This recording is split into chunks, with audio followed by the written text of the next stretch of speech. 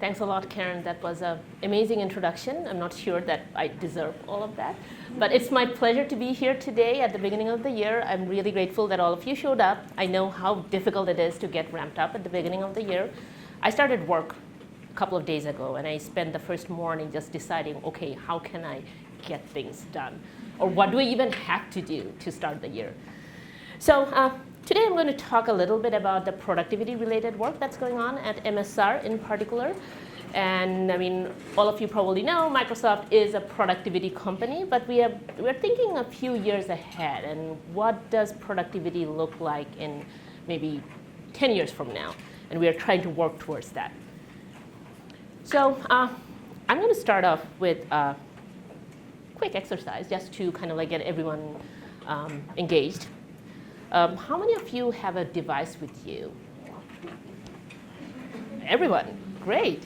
How many of you are currently interacting with one? I know this is a weird question because everyone's eating, but maybe you plan to interact with one at some point. And then how many of you are going to use that device to take notes? Okay, that's fair enough. So I talked to Eric Horowitz, who's our director, and he couldn't believe that people would actually use a device to take notes. I don't know why he doesn't think that people would do that, but he said that people bring devices because they want to do something else. They don't want to take notes. I said, no, Eric, some people do take notes on devices. And okay, so how many of you feel that this is going to be a total, waste of time and you can't wait to do something else? I know no one is going to raise your hand. Okay, so the reason why I bring this up is not because I want to put you on a spot, but I wanted to draw your attention to the fact that the landscape of what we think about work is changing. We don't have to be sitting in front of a desktop device to get really things done because we now have mobile devices, we have laptops that can travel with us anywhere. And we can do more or less all the things that we could do on a desktop on these devices. So we can basically now we're able to divide our attention across many things, and we can on the go we can prioritize which things need our attention at this moment and what things we can kind of like push to the background. But that's not all. Artificial intelligence it's fundamentally changing how we think about work. And a lot of what we can do now can eventually, some of it at least can be automated, which leaves our cognitive resources open to do things that we really care about and we can bring our uniqueness to. And so that means that we can start thinking about doing things that were quite unimaginable before. So in this slide, I'm going to kind of like start pointing you towards the type of things that we're doing in this space. And there are two dimensions here. So the horizontal dimension is, who does the work? So on the left side, we have our traditional folks, the individuals who do their own stuff. And on the far end, we have automation, which starts to learn from people and eventually could do some of the routine tasks for people, leaving the more interesting parts for the individuals. On the vertical dimension, we have the range of people who could do stuff. So we have individuals who could do smaller scale stuff.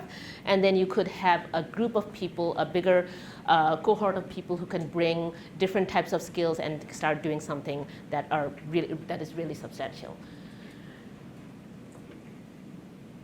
So before I move into what I'm going to talk about, I do want to give a shout out to my amazing collaborators at MSR and beyond. And we have been working together for a number of years now. So Jamie Tivan, Mary Sherinsky are my main collaborators, and as well as Paul Bennett, Adam Forney. And then we work a lot with Gloria Mark from UC Irvine. And this is a group of people who think and care about productivity.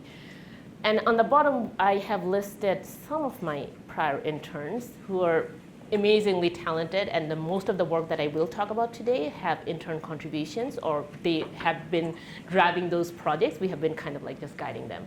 Many of them have already graduated, and they themselves are professors or researchers in top institutions, so it makes me proud to see them do well. But I did want to kind of like acknowledge them at the beginning of the talk rather than the end. So I'm going to focus on two topics, main topics on this presentation. There's some other stuff that I'm not going to probably talk about, but if we have one-on-ones, and then I'm happy to talk about those. So I'm going to talk about the traditional way of getting things done, which is focused productivity, which is all of us, we care about that. We want to sit down and get things done. But I'm also going to talk about productivity on the go. And so can we actually get useful things done when we are up and about, we have a mobile device and nothing else? OK, so let's start off with productivity and focus. And yeah, this is a build I had from a prior slide, but anyways. So we all know that being in focus is important. That's how we get things done. We sit down, we set aside time. We want to be able to kind of block off all other distractions and really get things done. And if we keep on getting interrupted, we have reduced task performance, we make more errors, and we have lower negative effect. We also know that remaining in focus is challenging, and this is not only because we have distractions from our digital environment, we have distractions from our physical environment. This is my son a few years ago, and the picture was staged, but this is basically what my life looks like at home. There's always an interruption. And part of the problem is that it's not just that we get interrupted and we have to do something else, but also getting back to what you were doing after you have finished and dealt with that interruption. That itself is challenging, because then you have to regain or you have to reinstate the context that you were in, and you have to regain all those cognitive resources and think about, okay, what exactly was I doing before I got interrupted? And that's challenging. And we know that getting in and out of focus is inevitable. I mean, think about your physical environment. Think about the workspace. People are going to come and interrupt you. Oftentimes it's important. Many times it's not. There's really no good way of stating that this is a good time for interruption, especially when there are people. So there are many reasons that we break out of focus in the workplace. And so we wanted to look at, OK, so what can we do about it? So, and this is kind of like set of papers that Mary Sherensky, Gloria Mark, and I have been looking at for like probably the beginning of the last decade. And we started off thinking about, OK, so all of the literature has mostly, literature in attention management has mostly focused on the negative aspects. So what happens when you get interrupted and how can you reduce the interruptions? But we wanted to see that, OK, so people are self-interrupting a lot, and is there a reason behind it, and are there some benefits? And I'm not going to go into details, but one of the things that we did find repeatedly in our workplace studies is that people do need these breaks. And when they get these breaks, they're able to reinstate their mental energy, and they're able to this actually helps them boost their productivity better. And so there is the need for these breaks, and there's the need for helping people transition to other types of things. The question is that how can we make them do that in an effective way? So a break should not be that, well, I don't want to work on this anymore, so I'm going to take a break, but I don't have help in getting me back to what I was supposed to do. So, and we wanted to start looking at those things.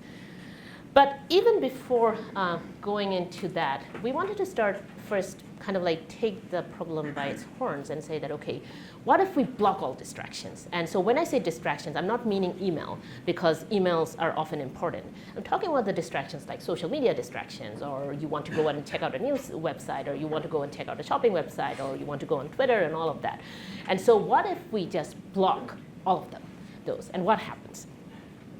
So we did and this was a few summers ago, and so we did a 32-person in situ study where we told people that, OK, for 2 weeks, so the first week we just collected normal baseline data, but for the second week we told them that install this tool called Freedom, which you can basically blacklist a set of websites, and you're not going to be able to visit all of those, and we want to see what happens to your just like perceptions of productivity.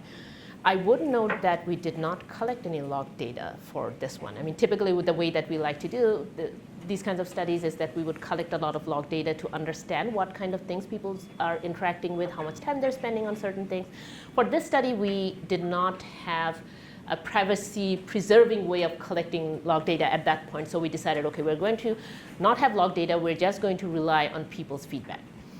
So we collected data on focus and engagement using the cognitive absorption scale, which is a validated scale that looks at how engaged people are. We looked at 4 dimensions of productivity. We looked at workload using NASA TLX.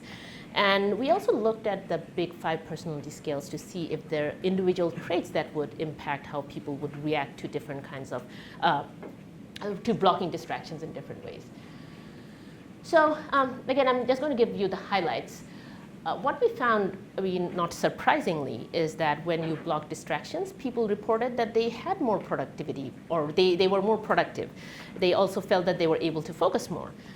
What was interesting is that there were also negative effects here. So people felt that there was lower temporal dissociation, and which, by that what I mean is that people felt that time passed really slowly.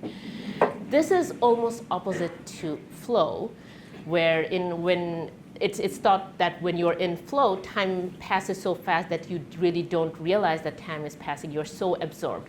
So this was almost opposite, that time didn't seem to pass. People also reported that they found work to be less enjoyable. One of the things that was particularly interesting to me was that there were 2 groups of people. So there was one group who were super conscientious, and so these are people who are very organized.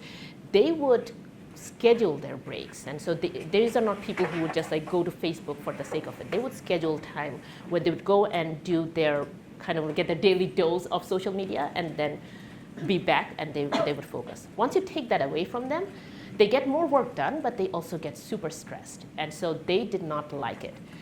People who had reported that they had less self-control, so they actually benefited from this, and they were fine with the fact that they were able to really focus on stuff, and they didn't have to go to social media. So this was kind of like a study to just understand what happens when you block distractions. Now, that is really not practical, and one of the things that I particularly found interesting was the lower enjoyment in work. So if you're working and you want to be productive and you want to get all of these things done, but if you're not enjoying it, you're not going to be able to really be productive. And so this led me thinking about, okay, so how can we balance focus and happiness at work? And a couple of summers ago, I had an intern come and work with me on this, and we said that, well, we want people to get things done at work, but we also want them to be happy about it, and we want them to have reduced stress and all of that. So again, content multitasking, we know it's reduced focus at work. We also know that breaks are important. We found that in our previous studies. How many times have you been in a situation where you think you're really focused, but you're actually going down a rat hole, and you need someone to pull you out of that rat hole, and just take a break, do something else, come back a couple of hours later, and suddenly the solution is in front of you. It happens to me all the time. And so that's why we wanted to focus on transitions as well, because sometimes it's not the break, it's also that just go and do something else. Don't do this anymore. And so can we actually help people with that? So our goal was to try to develop this system, or some kind of system that can mediate these transitions and breaks for people, so that they were able to get things done, but also be happy about what they're doing. So there are many ways that we could do this. And so the first step would be is that, well, when do you bring up these moments or these recommendations for transitions or breaks? And so what are those opportune moments? Once you know what the opportune moments are, or you can have a reasonable guess, then you can start building these assistants that can interact with you and make sure that you are doing what you're supposed to do. But the first step is looking at the opportune moments. So we did this in 2 phases. So one is that we wanted to build some predictive models for transitions that jointly optimize productivity and happiness. And then the phase 2 was obviously once you build something, you want to validate it in practice. And so that was our phase 2. Though I told our intern is that, well, you really don't need to do phase 2, even if you're able to do predictive models. But she was adamant that, no, I want to deploy this in practice. 12 weeks is not a long time to do that. And so if you factor in the fact that, well, you're developing models and you're building a system, yes, that becomes really tight. So for the first phase, we recruited 30 Microsoft employees. They were available population, but we did make sure that we are looking at different people with different types of job roles. So we went into our address book and we sampled people from almost all the different categories of job roles. So we had people who are from marketing, people who are lawyers, people who are engineers, people who are researchers, people who are, writers, I think. And so there was a pretty good spread of people. We collected 3 weeks of data, and so the goal was that we do want to start building these models of when people are taking breaks and when people are transitioning to different tasks. We used 2 systems. So there's one tool that Mary Sherensky's team has built, which is called Sensei, and this is a tool that it's a logging tool that can also collect your affective state. And so it looks at it collects images, and then it analyzes those images based on facial landmarks, and then it can come up with probabilities of 8 different kinds of emotions. And so, as well as it also collects your log data about what kind of applications you're using. It just stores the application names and the website names. It doesn't store any keystroke information. It will just tell you that you're typing or not, and that's about it.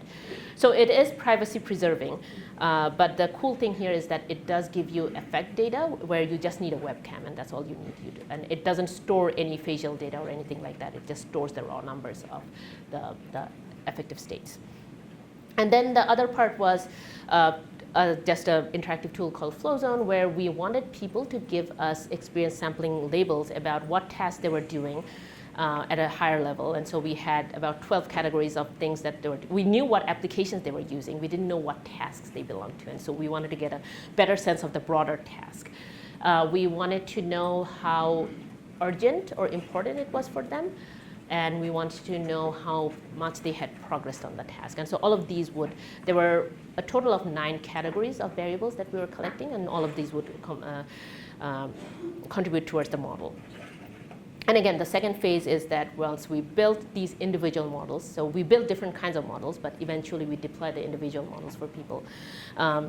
And we deployed it for 3 days because that's all the intern had left at that point. And also we had reached that point where people had some kind of fatigue with using the system for a long while.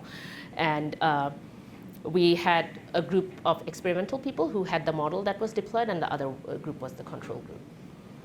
And so we basically wanted to see is what happens if you have the recommendations of the transitions and breaks. Is that how people perceive that versus if you just have random recommendations, and is that different? So again, without going into too much details, one of the things that we did find, and which is not surprising, is that the models are highly personalized. We had a reasonable range of R-square values. We also clustered based on job role. We wanted to see whether there was something specific about the job roles, and we saw some value there. But I think that what we eventually decided on is that these models are so personalized that it's better for better results. You just want them to be not use a general model, use something that's more customized. We did find that in the model, the interaction data was to be the most predictive of when people would want to go on a break or want to transition. I mean, emotion plays a little bit of a role, but not a lot. I just wanted to show this. This is kind of like broken down by our participants, and then the last the last one is the complete model with all the data of all the people. And the 5 before them is the clusters. But these are the types of data that we collected, and this basically shows the feature importance. So you can see that it's pretty much all over the place. But again, I mean, I didn't want to go too much into it, but this is a nice picture. I just wanted to show it. So we had the models. We want to validate that, well, if we deploy these models in practice, and then what happens? Are people actually finding these? One is that, is the timing right? Is our model able to pick out the right timings for suggesting that, okay, now is the time for you to go on a break, or now is the time for you to transition to a different task? We had 15 people in the model condition, 15 people who were just like randomly given times that, okay, so now is the time to take a break. We found that the transition accuracy for our model participants was pretty high. It was 85.7% compared to random, which was 47. The difference between the break was slightly lower, which means that maybe people just like suggestions for breaks, unless we did have situations where people did say that, well, I just took a break, so I'm not going to take one now, so now is not a good time. And our system wasn't able to capture those kinds of moments that, well, people had taken a break, so hence I should not recommend a break right now. What was interesting is that people were quite positive around the perceptions of recommending the recommendations for workplace happiness, they didn't think so much. They didn't think that it helped so much with productivity. We take that with a grain of salt because it was just 3 days, and to understand the overall effect of these suggestions of breaks and transition, you need to have like a much larger scale data. So this is a paper that will hopefully appear in KIND 2020. It's conditionally accepted. We just turned in the camera ready, and and if anyone is interested, I'm happy to share what we have now. Yes, I was wondering actually how people feel accuracy. Are you actually looking at how often they accept it? So if you look at that interface there, and so we would ask them that, is this a good moment? And so if it was, so we looked at all the recommendations that we had and the numbers that people agreed with us and say that, yes, this is a good time. There's also one that says that this is a good time, but I'm not going to take a break now. And so those two were lumped together, is that they still agree it's a good time for a break, but they wouldn't take it. And that's where we see opportunities for maybe there could be a digital assistant that could help and interact with a person and talk about, okay, so should you take a break and do some kind of like, have a conversation over there. Mary Chernsky's team is working on those kinds of digital assistants that can have a conversation with a person.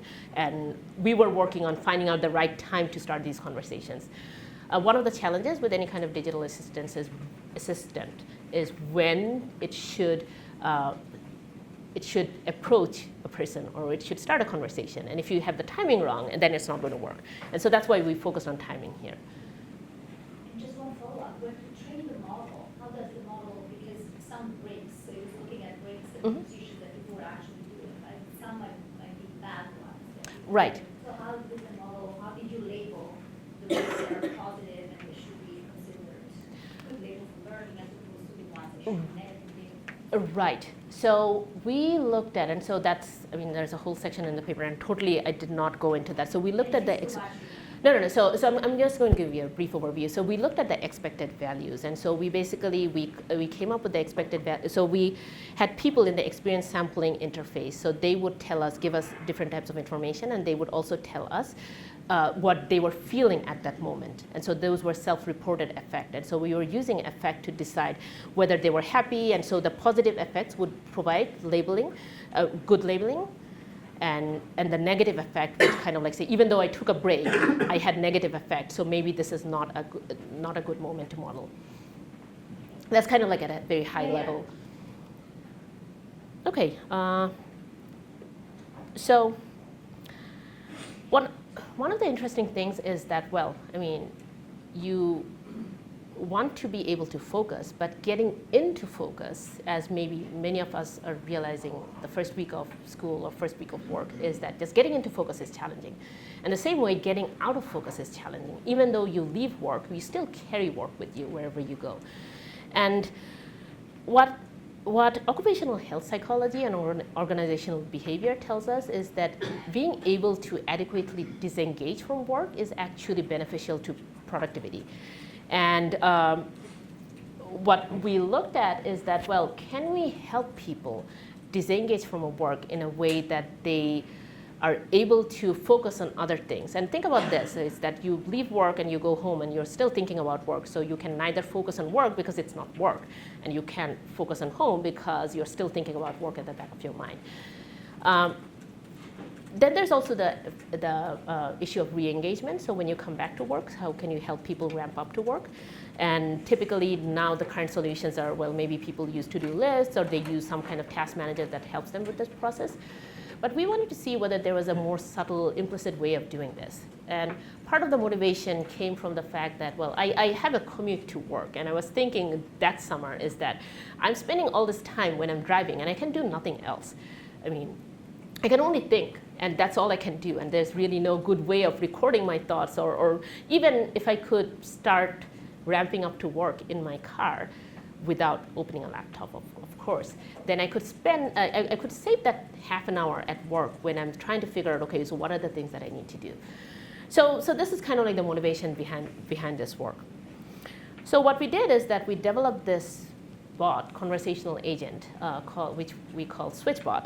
And it was designed to help with workplace detachment and reattachment. And so to develop the conversation, we went back to cognitive behavior therapy, organizational behavior, and occupational health psychology. And so we wanted to see that what are the types of questions that this bot should be asking people. And so we eventually ended up with just 2 very simple questions for disengagement. And we split it into 2 different types. So one was the task-centric. At the end of the day, the bot would ask people, what did you do today, and what do you want to do tomorrow? And that's it. And there was a more reflection-centric, which is also, we also call it emotion-centric, is that how did you feel about work today? And how do you want to feel about work tomorrow? So it's not necessarily asking about the details of the work, it's about asking about people's feelings around work. And so that was the detachment protocol. Now for reattachment, the next day, the bot, before you get into work, would ask you, what do you want to do today?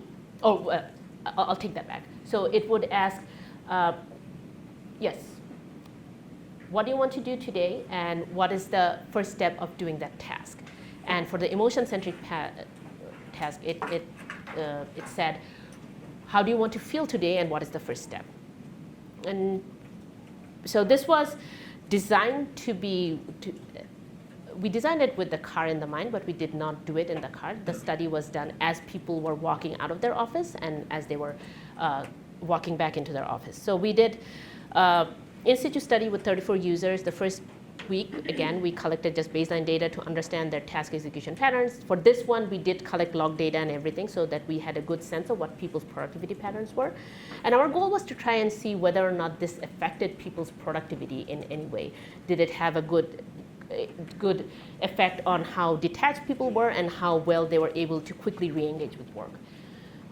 So what we found is that overall, the emotion-centric dialogue, interestingly, was more effective. People found it to be more useful in helping them detach from work and also re-engage with work the next day.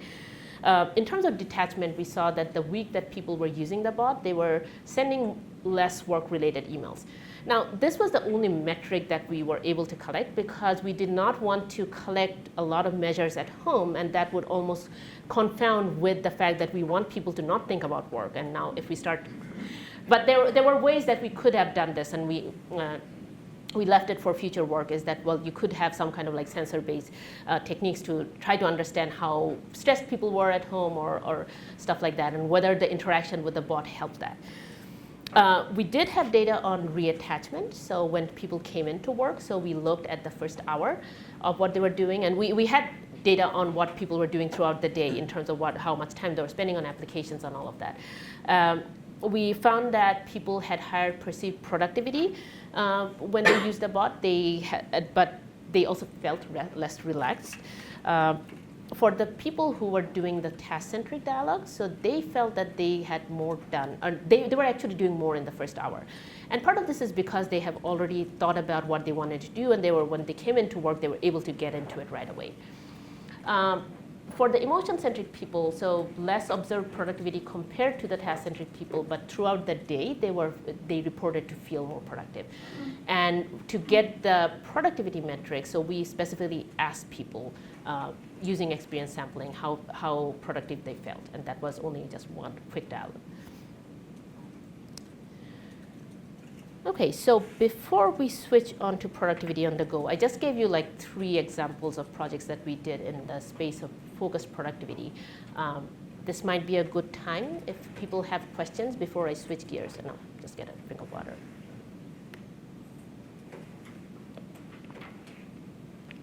I was thinking about, sometimes I'll use the Pomodoro method, various apps and my own alarms depending on where I'm at. How does that fit into how you're designing some of these breaks? Or was there any of that taken into consideration? We got that exact comment from one of the reviewers in our archive paper. And so we did not compare with the Pomodoro technique, but my suspicion here is that, again, that would factor into the model itself if people have these patterns that they follow in how they want to get in and out of focus. And so the model, if it's if it's representative, it should be able to capture those things. But we didn't do a comparison, but I think. I find Pomodoro is not that representative of what I need. Does it work for you? No, I need like bigger chunks. Instead of 25 minutes, I need about 75 minutes if I'm writing. Especially. Right. And so I find that 25 minutes is too short. I think it depends a lot also on the task. We have a tool called Focus Assist. I think it's called Focus Assist that is built within Windows now, and so you can essentially you can turn on Focus Assist, and it's designed to quiet down your environment, and so you could tell it how long you want it to be. And so one of the challenges that we had with the tool as researchers, and it was built based on some of the research that we had done at MSR. And so one of the challenges that we had is that people are, one, they're not going to know all the time how much time they need. So maybe the system can start learning about, okay, so this person is in focus, and so if their calendar permits, maybe we help them stay in focus, but how can you start learning some of those things? And we're still trying to figure this out. I mean, there's one way is that, well, you block time on your calendar, which people typically do, but are you making the best use of that time? And number two is that, well, very subtly, you're going into focus mode, and how can you help people remain there if that's what they want to do? I'm wondering about the novelty effect of testing it over a short period of time. And that kind of leads me to wonder whether the effect, and I'm thinking specifically, like you ask two people questions in the morning, their behavior changes, which is surprising, right? So is it a change likely in practice, or is it actually the prompt, right? So is it that people had normally been asking themselves those reflective questions, and now they are, or is it that reminder? I think you have a great point, and I totally agree that just there may have been a novelty factor there because it's just 3 days. But one of the things is that some people did say that they want to continue using this. So that's something positive about this is that, well, and they did find this, the fact that they found this even with a novelty factor, that this is interesting, is that because we all hate interruptions, and we hate, or I should not generalize, but at least most people hate these interruptions that keep on telling you to do stuff, and often at the wrong moments. The fact that people were receptive to a suggestion for a break was promising to us. But I totally agree. I mean, we didn't do necessarily due diligence to the validation part. We just wanted to see how was the model performing. I mean, is it even able to pick out the breaks and transition moments? But I mean, totally agree that we need to have a much larger scale study. And especially to get an answer to the productivity questions, is it actually helping productivity? There's a question there. I have a question that I don't think you've addressed in research, but I'm wondering if you're thinking about it. Have you looked at prompts that come from like an AI versus prompts that come from internal software at a workplace, for instance? Because I could imagine there being like huge differences between getting a prompt from like a generic Microsoft product that's like, you should take a break now, versus getting a prompt from like my intranet at a government agency that's like, you should take a break, because that's like more connected to my Right, job. right.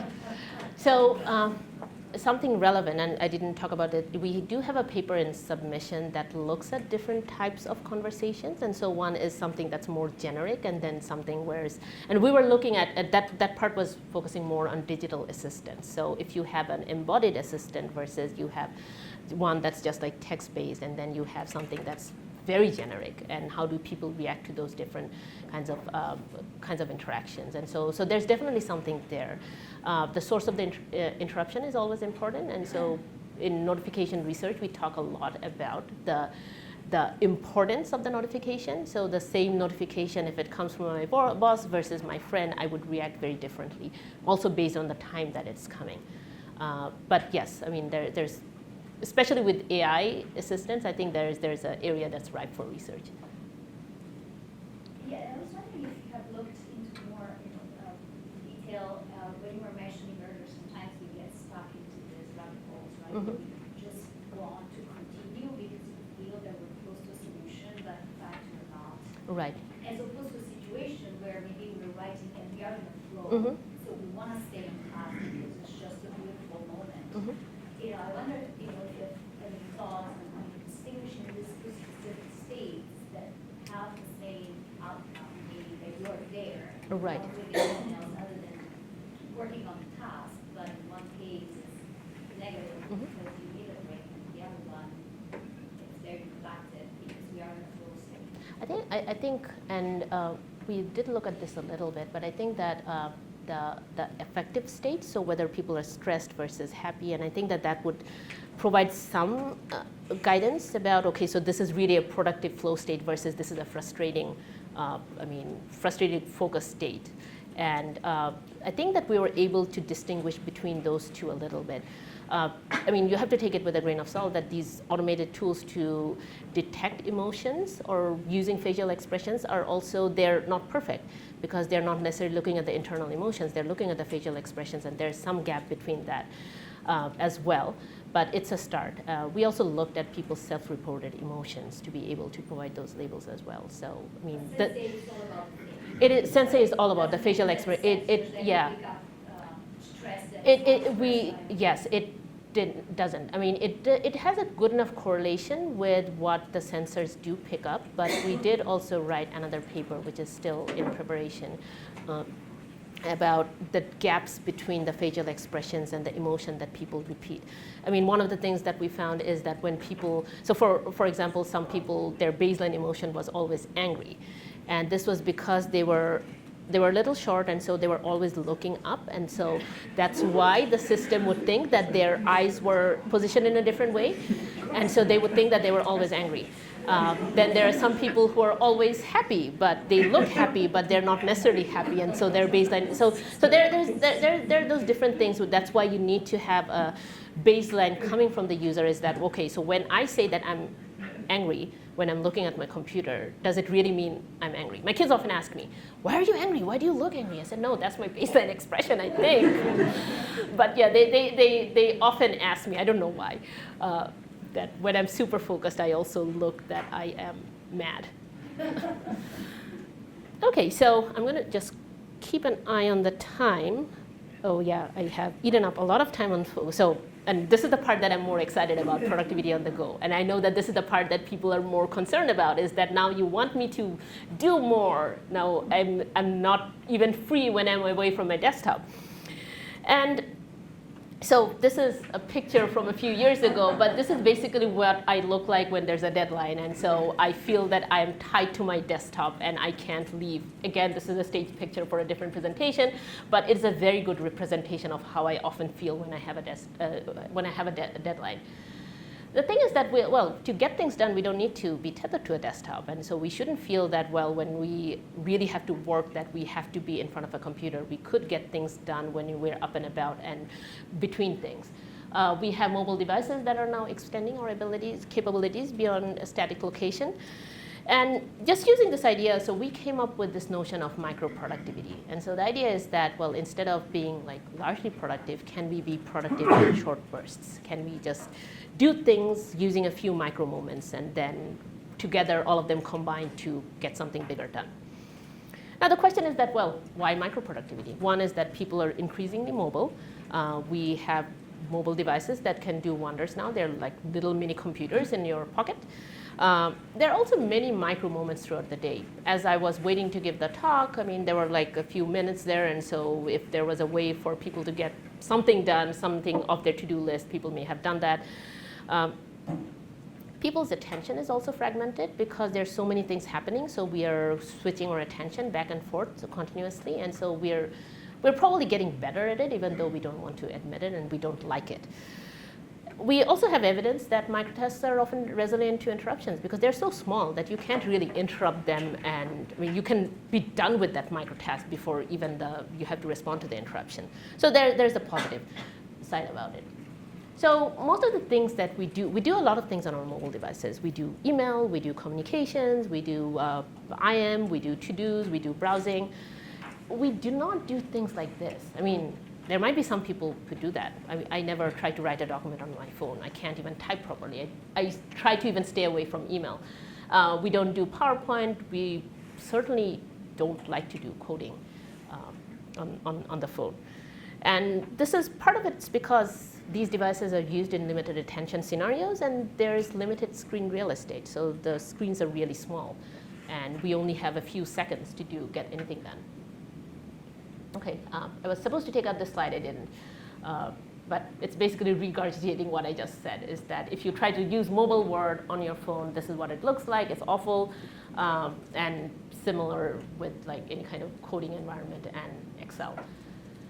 So I want to talk briefly about a few projects that we had thought about, well, can we take these larger tasks and break them down into smaller pieces and get those smaller pieces down on the mobile device, then put them all back together and get something substantial done.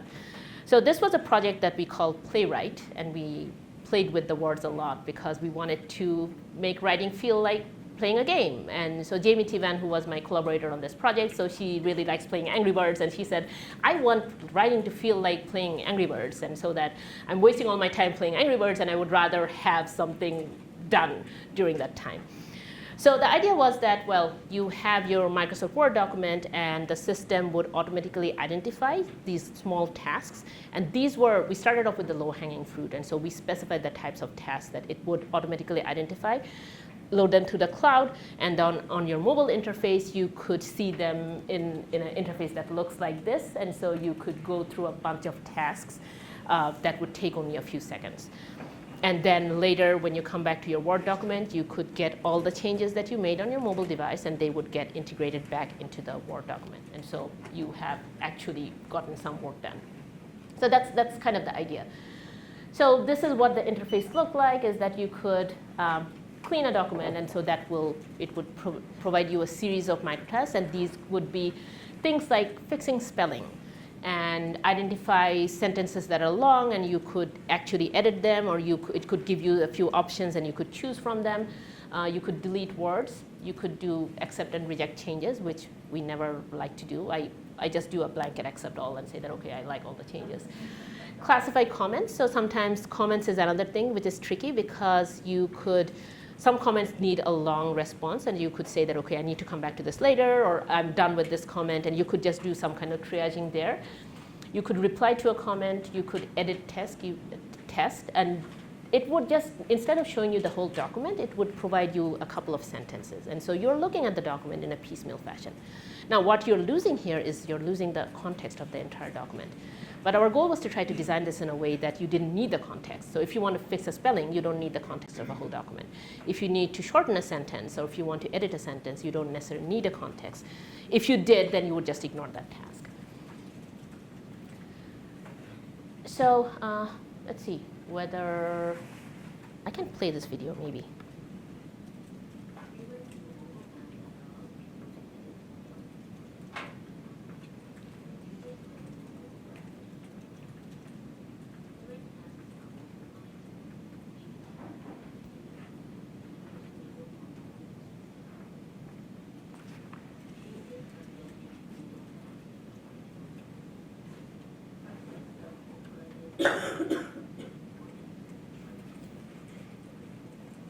Okay, so that was a really short video, and the sound wasn't great. But this is basically, it shows that it is a tool that was implemented. We did a study with it. And so we did a study where we wanted to see what happens when you use a tool like this in a divided attention scenario. And so we recruited people. This was a first use kind of study, so we didn't want to do it out in the wild. We wanted to see whether this was even usable and people saw any value out of it. So we brought people into the lab where we asked them to watch a video and have the mobile phone and have a document on that mobile phone, and so that they could, as they're watching the video, they could actually do some edits. And the idea was behind, okay, so you have some micro moments when you're watching a video, and so how do people use that? So our initial idea was that, well, people would actually do a lot of editing when there were the commercials, and but turned out that people were able to do both. They were watching an editor. It was a funny video, so it wasn't anything substantially important. But we had one group do, well, no, this was a within subject. So people did both Playwright, and then they did also mobile Word. And so we said that, well, this document you do using Playwright, you use mobile Word, and so you get the whole context of the document. You can see everything, but it's on a mobile device. So we did find that people found that they preferred editing in this kind of divided attention scenario using microtasks rather than using mobile work, which was it was more difficult to navigate. We also found that people didn't find all the microtasks useful. I mean, why would you want to fix spelling where you could just run the spell checker? And one of the lessons that we learned from there is that let people identify their own microtasks rather than have the system identify them for you. So it could be that I could say that, well, I have a microtask about I need to rewrite this whole paragraph.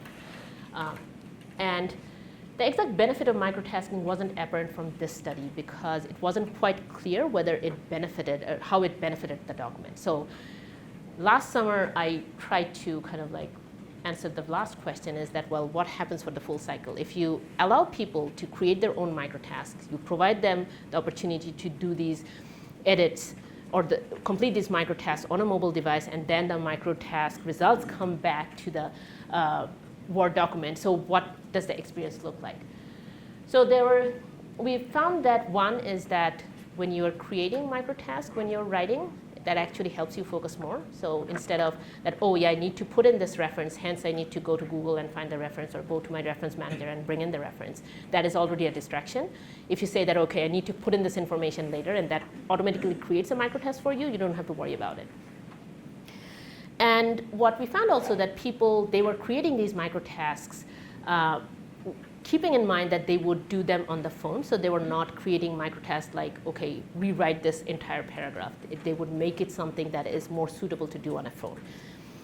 We found that when people try completing microtasks on the phone, the space is a bigger constraint. So again, for this study, we also had a group that was doing the edits on mobile Word, and they were not really doing a lot because the space was a constraint there. And the context didn't seem to be that important because people were editing their own documents and the documents were fresh in their mind, so they recognized the task right away and they were able to complete it.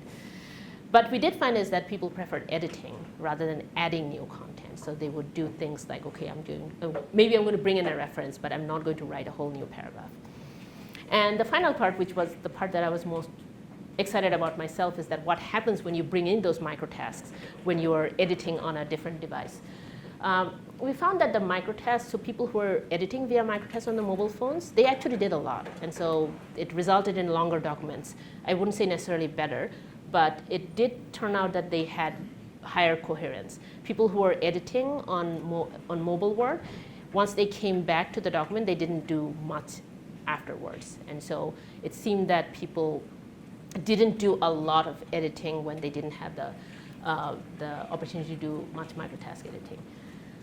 So this was kind of like, it was, at least for me, it was kind of like a validation that there are some benefits of microtasks. People can get useful things done. I mean, it's not, of course, it's not a replacement of focused writing, but it is a complement. So, of course, once we did writing, we wanted to see, can we do programming on the go? Okay, so I know that we have 3 minutes, so I'm just going to show you the video, but I'm going to give you an overview. Basically, the idea was that we want to identify, are there certain things in programming tasks that could be done on a mobile device and help people kind of like feel that they're making progress. Most of the time what we found from our interviews is that people do a lot of searching of references and then they email them to themselves, so it's basically disconnected. And can we streamline that process, number one, and number two is that are there tasks within the programming frame that would actually be microtaskable. And we found that people wanted to really do some kind of like bug fixing, which we did not implement, but people wanted to also do some kind of unit testing to see that their functions were operating. So maybe this video, but I am... Programming is a work practice that, like many other professions in information work, has limited mobility. Programming is particularly troublesome as it involves inherently complex information, and most software engineering tools are often designed only with the desktop in mind. Recent work has shown that microproductivity can enhance the mobility of complex information work by strategically decomposing larger macro tasks into smaller, less contextualized microtasks. To enable programmers with the ability to work on the go, we designed Mercury, a mobile programming tool that leverages principles of microproductivity to create mobile-friendly programming work. As users go mobile, Mercury performs a real-time scan of the functions in programmer source code to automatically generate a queue of microtasks programmers can immediately engage with at their own leisure. Each microtask is scoped to a particular function in the programmer source code. Each task asks brief, low-attention questions related to the function, while also showing the function's context, such as its name, its current content, its file name location, and its Git branch. Additionally, each microtask has an optional second step in which users can add a note to the microtask response. Upon returning to their workstation, Mercury will have integrated the changes from the microtask completed on the go, including the microtask response alongside any note. This information is added to the docstring of the microtask-related function. Mercury supports two types of microtask for continuing work on the go. The first type is grounded microtasks. Grounded microtasks are microtasks that are grounded in existing code and strongly resemble unit testing. Each grounded microtask asks the user if a function call will execute correctly given a particular set of input parameters. If the user believes the function will execute correctly with the given input parameters, the microtask will be flagged as complete. Otherwise, the user will proceed to the second step of the microtask in which they can add details about why the parameters failed before moving on to the next task. Exploratory microtasks are the second type of microtasks supported by Mercury. Exploratory microtasks are microtasks that help identify valuable web resources for functions that have yet to be implemented. Each exploratory microtask asks the user if a particular web resource, such as a Stack Overflow article, is useful to a function's implementation. If the user believes a web resource isn't useful, the microtask will be flagged as complete and discarded. Otherwise, the user will proceed to the second step of the microtask in which they can add details about why the resource is relevant or useful. For additional information related to Mercury's interaction design, its utility, and its evaluation. Okay, so that was kind of, I'm going to skip over this. We had a whole body of research about attention management in the car, and so we have been looking at distraction and how we can help people be less distracted in the car. We pushed it one step further and say that, okay, so if we want to get something done in the car, how can we do that safely? And our answer was through micro-productivity. And so we had a paper last year at CHI that looked at how you could start creating stuff in the car without compromising the driving safety and just using micro-moments. Very quickly, so I've talked a lot about microtasks, but the question is that who creates these microtasks and how can you automatically start creating these microtasks? And so we had a paper at CSCW a couple of years ago where we looked at how you could create a vocabulary of unit actions and kind of like these set of primitives that you could then bring together to describe most of the complex tasks in writing, or at least based on the comments that people had during writing. So I'm going to skip over that and I just wanted to end on this slide, and this is a very high-level overview. It's kind of like we have been thinking about novel ways of supporting productivity, and so not only, but also not ditching the way that we typically get things done. So we want to be able to do our focused productivity work, but we also want to look at other complementary ways of getting things done, and that's where the productivity on the go it's interesting. And some of these are already being integrated into Microsoft products and services, and there's some interest in kind of like doing things on the mobile device, because that's also one of our areas of interest right now.